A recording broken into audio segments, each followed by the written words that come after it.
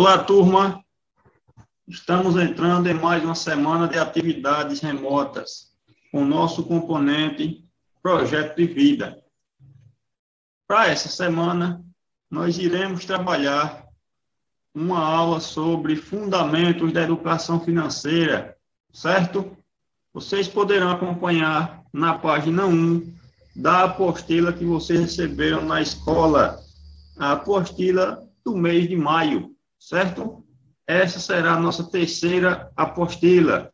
Tivemos uma em março, que já superamos, abril, e agora estamos entrando no mês de maio, certo? Vocês irão na página 1, no momento 1, onde está datado com o período de 3 de maio, de 3 a 7 de maio, certo?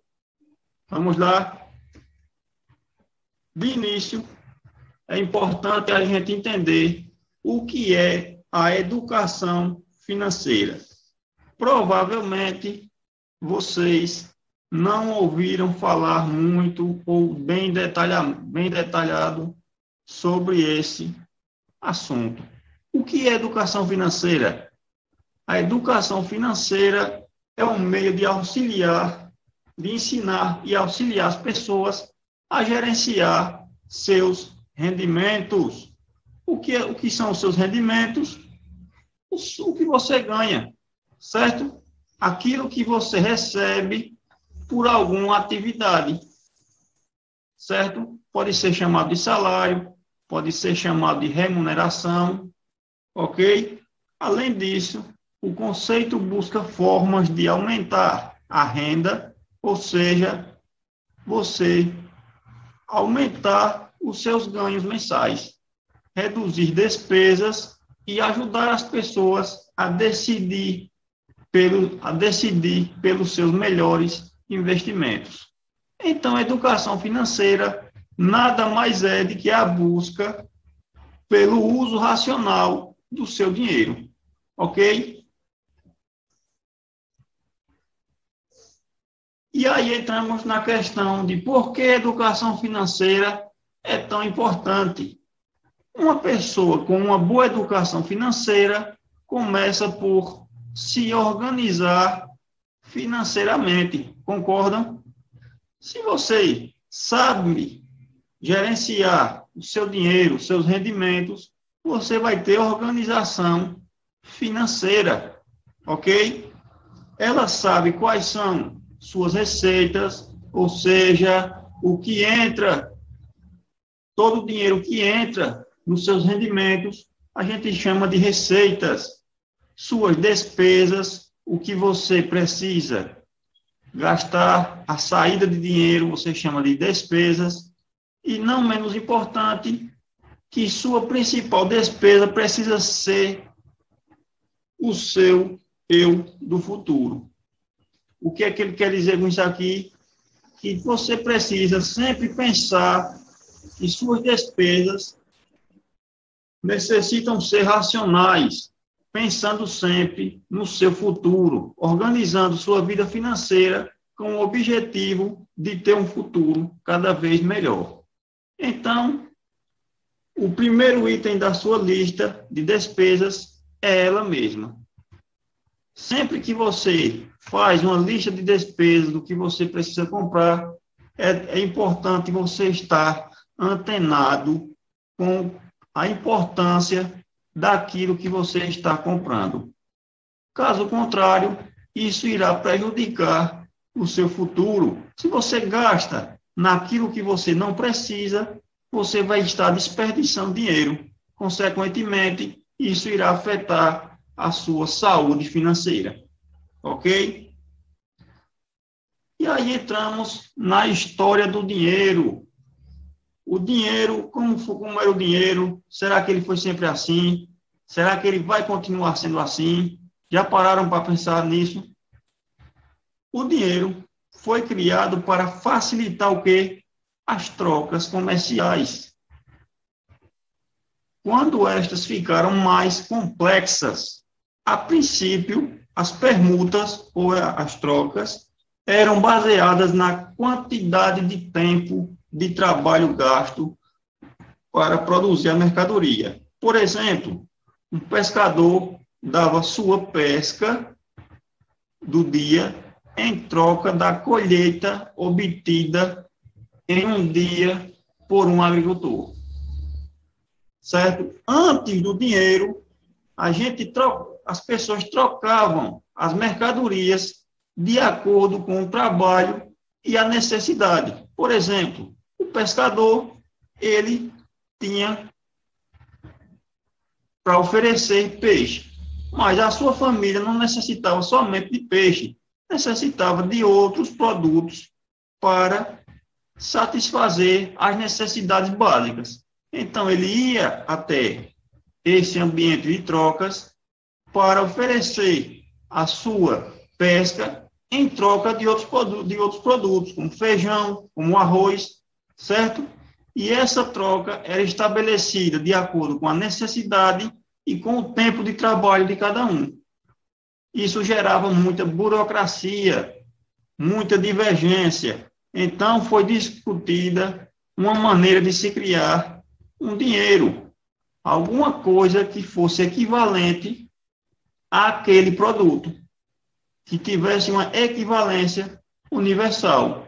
De início, foram as moedas de ouro. Uma determinada quantidade de moedas de ouro seria necessária para comprar os produtos necessários, certo? Aí começa a surgir o dinheiro.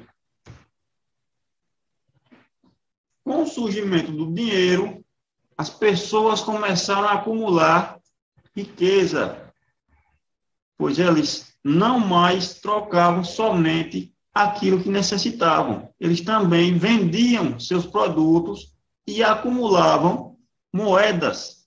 Com esse acúmulo de moedas, começou a surgir a necessidade de ambientes seguros para evitar roubos. Então, surgiu o quê? Os bancos. Os bancos eram locais para guardar o dinheiro ganho com essas trocas.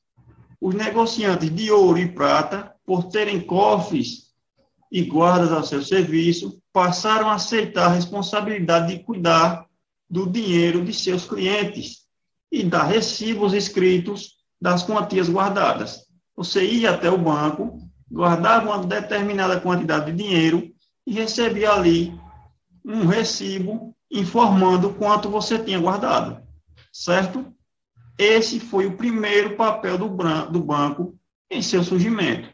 Hoje, o banco já trabalha de maneira diferente. Além de guardar dinheiro, ele também empresta e faz diversos serviços, certo?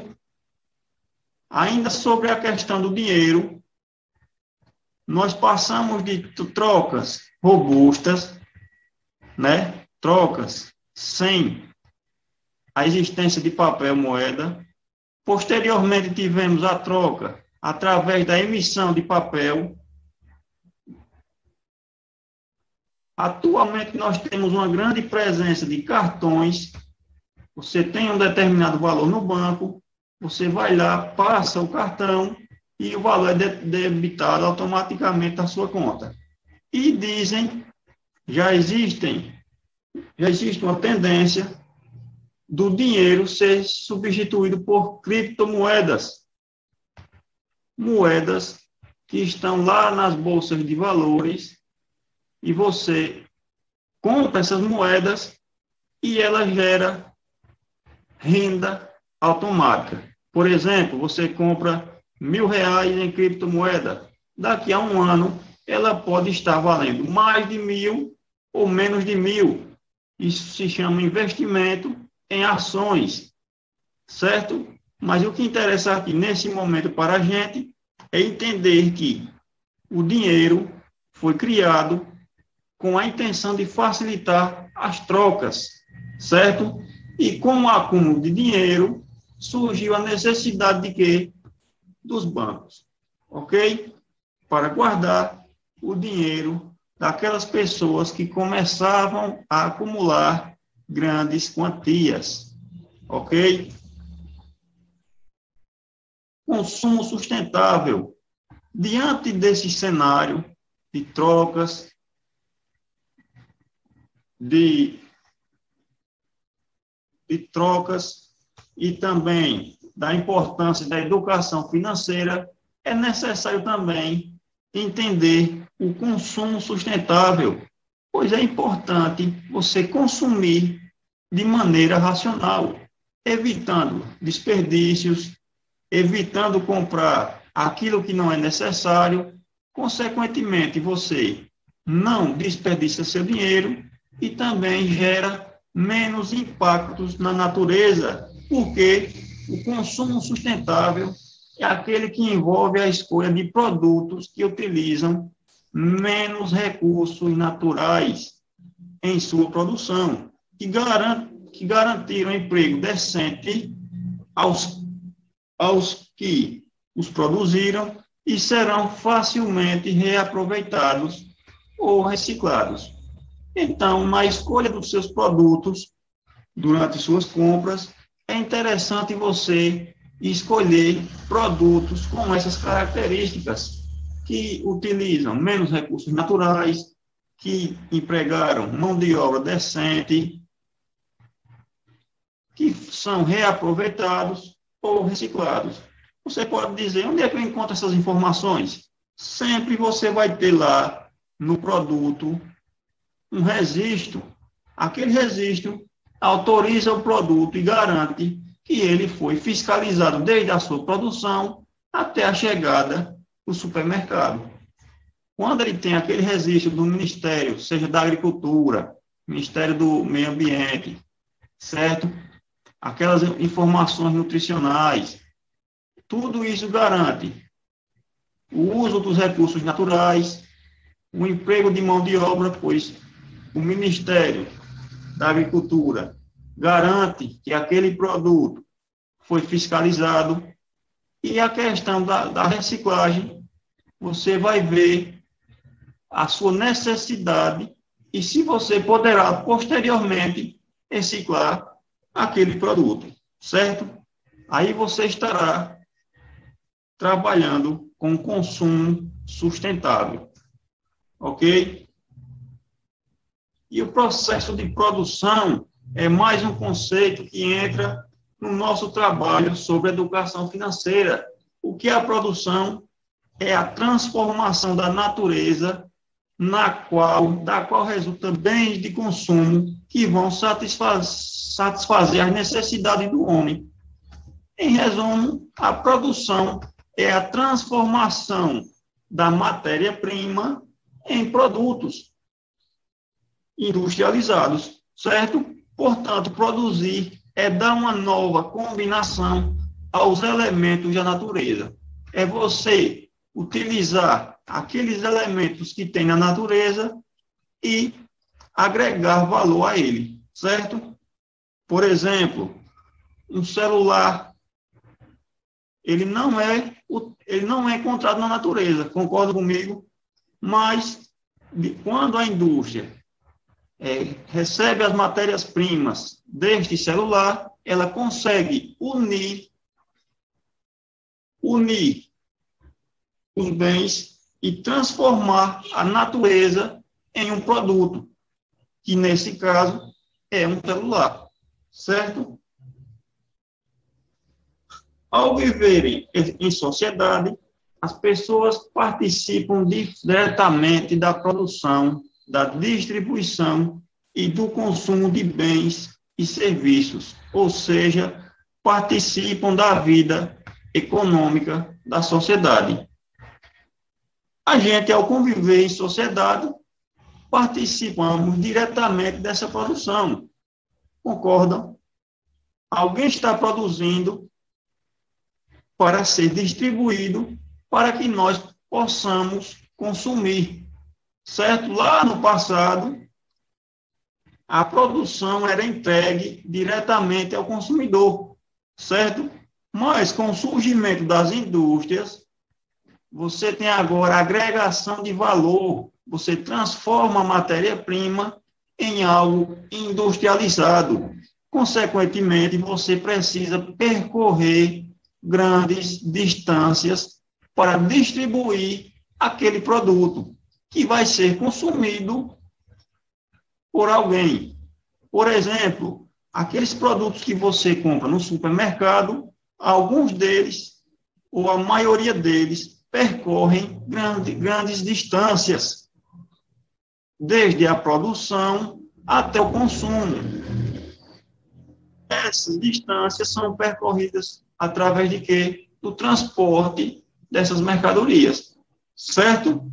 E nós estamos inseridos na vida econômica. A partir do momento que você começa a ganhar dinheiro e se inserir na sociedade, você participa da vida econômica da sociedade, porque você começa a consumir cada vez mais e participar desse processo de produção, distribuição e consumo, certo? E aí entramos na questão da educação financeira, os principais conceitos da educação financeira. Quais são eles? O planejamento financeiro é um conceito, certo? O orçamento é mais um conceito da educação financeira. O cálculo é interessante, ele entra também nesse conceito da educação financeira. A questão do consumo, a poupança é mais um conceito da educação financeira. Os juros e o seguro. Vamos lá ver o que é cada um deles, em resumo. Planejamento financeiro. Planejamento financeiro pessoal. O que é isso? É um guia para organizar corretamente o seu dinheiro, ou seja, controlar os seus ganhos e gastos. O planejamento financeiro nada mais é do que a organização do que você gasta e do que você ganha. É interessante esse planejamento financeiro que ele exista na sua família, para que vocês consigam saber quanto vocês estão gastando e quanto vocês ganham por mês, certo? Quando você possui essa organização, você pode chamar isso aqui de planejamento financeiro pessoal ou familiar, certo? É a organização dos ganhos e das despesas da família. E o orçamento pessoal é o quê? É a ferramenta que permite que você planeje suas finanças. Ele retrata a sua situação financeira, ou seja, mostra quais são seus ganhos e gastos durante o mês. Se você possui o planejamento financeiro, logo será necessário organizar o orçamento pessoal ou da família.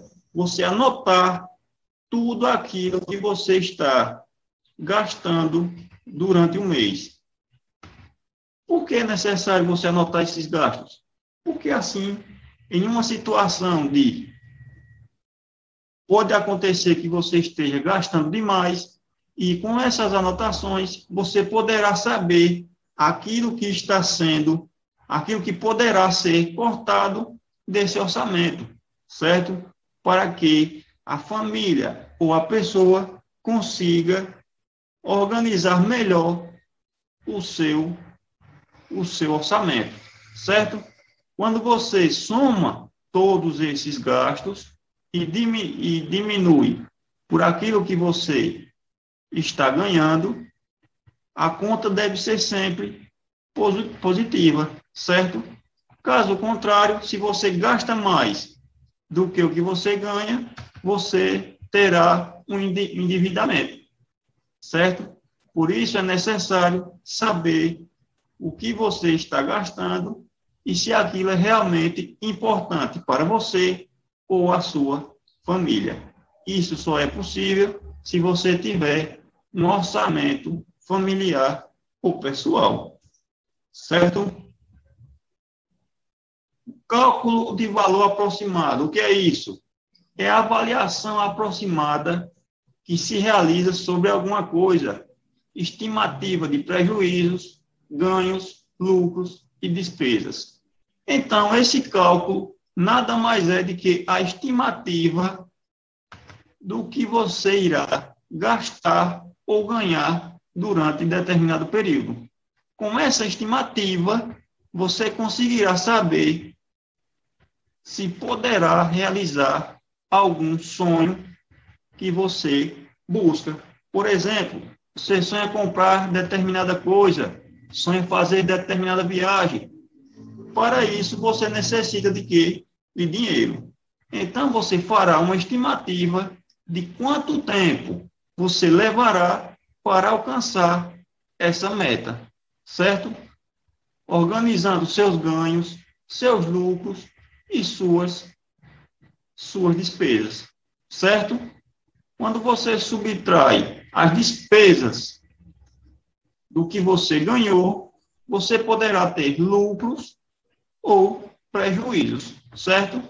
Para alcançar determinado objetivo, é importante que você busque sempre o lucro nas suas finanças, ok?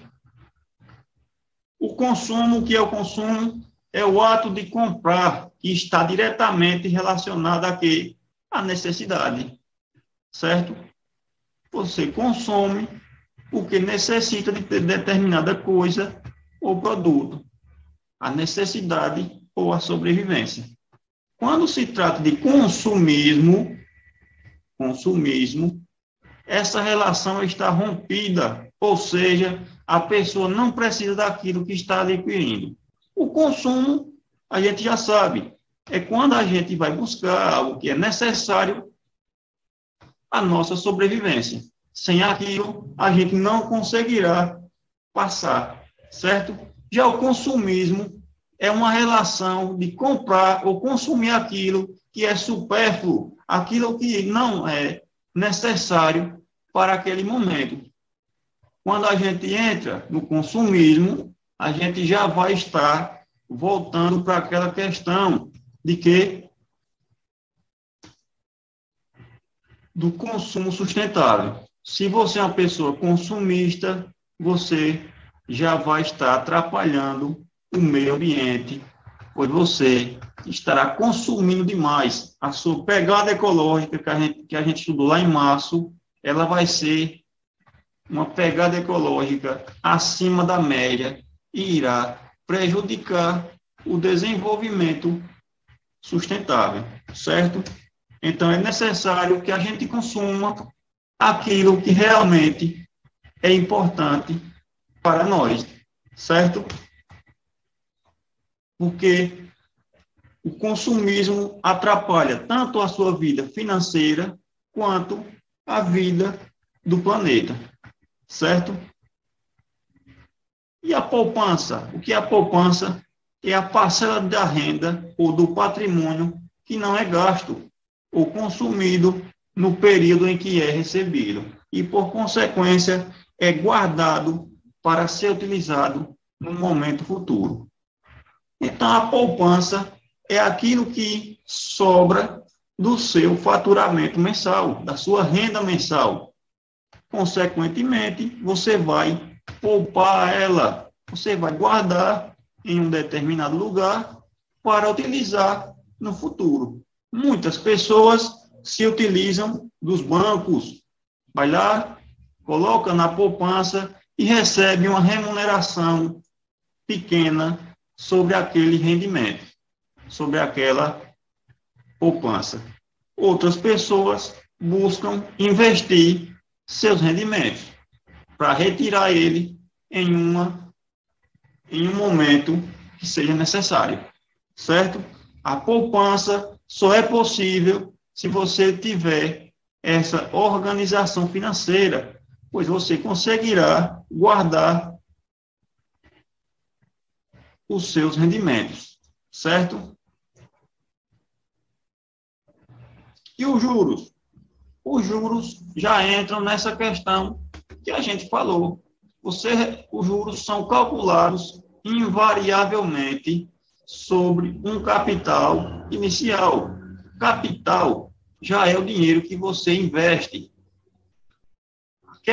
Aquilo que você gasta, aquele dinheiro que você necessita estar movimentando com ele nas suas despesas, se chama dinheiro. Quando você passa a guardar ou a investir, você já vai chamar o seu dinheiro de capital. O capital inicial. Ele vai ser um valor remunerado através de juros, certo?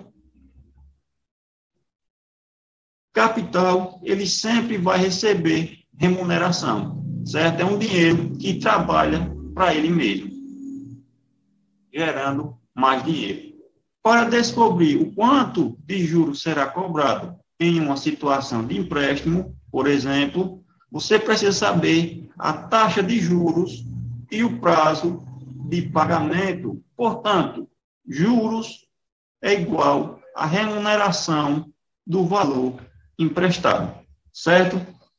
Digamos que você empreste ou necessite tomar emprestado R$1.000, certo? Se você pega R$1.000 emprestado a uma taxa de 3% ao mês, você chega em um determinado lugar financeira ou um banco e diz, eu preciso de R$1.000 eu preciso de R$1.000. O banco ou aquele ambiente financeiro vai determinar a taxa de juros. Digamos que esse banco cobre 3% ao mês.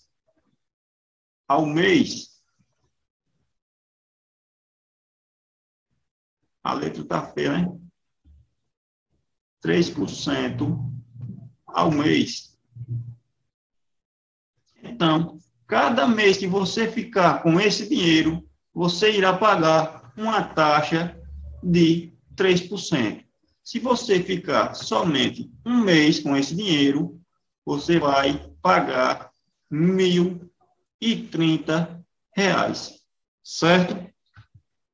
Se essa remuneração for a juros simples, cada mês R$30. Um mês, R$1.030, 2 meses, R$1.060, 3 meses, R$1.090, e assim vai. Se for uma taxa de juros compostos, ao invés de pagar R$1.060 no segundo mês, você vai pagar R$1.030 mais 3% em cima desse valor. Já vai dar R$1.060 e alguma coisa, certo? Porque você vai pagar o juro dos R$1.000 e de mais os 30 no segundo mês.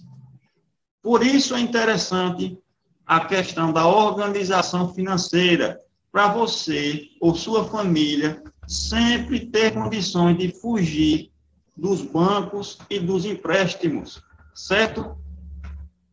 E quando você entra em empréstimo de banco, é porque a sua saúde financeira não está boa, certo? E, consequentemente, cada vez mais você irá ficar com o orçamento apertado. O interessante é você ter sempre um capital para investir ou guardar, porque em situações de emergência, você não irá buscar empréstimo. Você poderá recorrer ao seu fundo de emergência, certo? O principal, a gente vai entrar agora na questão do seguro.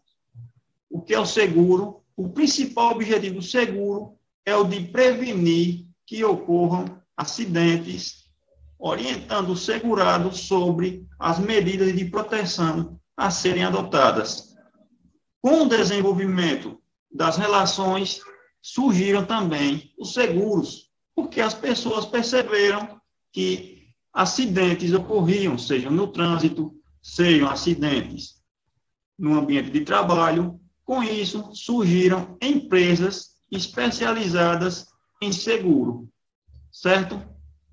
E aí, as pessoas buscam essas empresas para garantir que não ocorra perda no seu patrimônio. Por exemplo, um carro seja roubado, você vai na seguradora e ela garante o repasse daquele valor que estava segurado, certo? Pessoas fazem seguro de vida, seguro de plantações, seguro de safra, certo? São diversas as maneiras de se fazer seguro. O seguro garante que você não vai perder todo o seu bem, pois ele vai garantir a remuneração daquela quantia, certo? Mas para fazer o seguro, você vai pagar um valor, seja mensal ou anual, ok? Algumas pessoas acham vantajoso, outras não. Porque caso você necessite do seguro, você tem onde buscar. Mas também tem que pagar esse valor, independente de buscar, de necessitar ou não do seguro. Ok? Diante desse primeiro momento, nós vamos retomar a nossa apostila para uma retomada do conteúdo e finalizando a atividade de hoje com uma atividade sobre esse assunto. Vamos lá para a nossa apostila? Então, turma, retomando a nossa apostila do mês de maio, nós trabalhamos na aula de hoje fundamentos da educação financeira, não foi isso? Os principais conceitos da educação financeira. Mas, para isso, nós também fizemos uma revisão com os principais elementos que envolvem a educação financeira. Conhecemos um pouco sobre a história do dinheiro e dos bancos, a importância da gestão da renda, a importância do consumo sustentável, não foi isso? E aí entramos nos principais conceitos da educação financeira: planejamento financeiro, o orçamento, a estimativa, não foi isso? Falando um pouco sobre cálculo de prejuízos, ganhos e despesas das famílias ou do seu próprio consumo. Falamos também sobre a diferença entre consumo e consumismo. Falamos um pouco sobre poupança, sobre juros, não foi isso? E sobre a importância do seguro. Nesse segundo momento, o que interessa para a gente é a atividade 1, que está na página 1 da apostila. Com a ajuda de um responsável, você vai realizar essa entrevista com ele, ó. Faça uma entrevista com alguém responsável pelas finanças da sua família e responda os itens a seguir. Qual o orçamento da sua família? Lembra lá o que a gente estudou na aula de hoje? O que é orçamento? Ó, se você não lembra, você dá uma lida aqui novamente. O que é orçamento? A parte que fala de orçamento, ela aqui, ó. Aí você vai pedir a esse familiar seu que fale sobre o orçamento da sua família. Qual o orçamento da sua família? Ok? Na letra B, o que não pode faltar no consumo da família? Quais são as coisas mais importantes para a família? O que vocês consideram como essencial para a sobrevivência de cada um? Como estão organizadas as despesas da família? Como vocês dividem a renda da família? Certo? Como sua família costuma guardar dinheiro? Qual a importância disso para a família? Vocês costumam guardar dinheiro? E qual a importância de guardar dinheiro? Você vai colocar aqui, certo? Atividade simples, somente para você conhecer um pouco sobre a gestão das finanças da sua família, ok? Finalizamos aqui a atividade 1. Assim que concluir, manda a foto para o professor ou a professora de projeto de vida, ele dá o ok e qualquer dúvida, estamos à disposição, certo? Finalizamos aqui. Até a próxima semana. Conto com a presença de cada um de vocês, viu? Até lá.